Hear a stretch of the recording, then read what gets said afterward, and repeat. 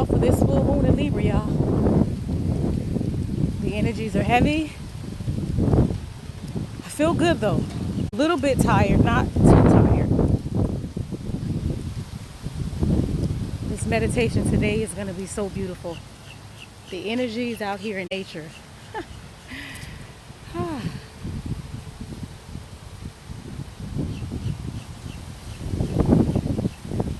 Just listening and feeling without distractions, without music. Just being able to sit with my own energy and just feel.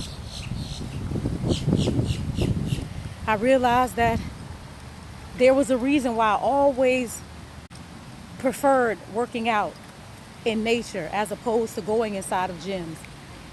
My soul, the real me, knew that that is how I get my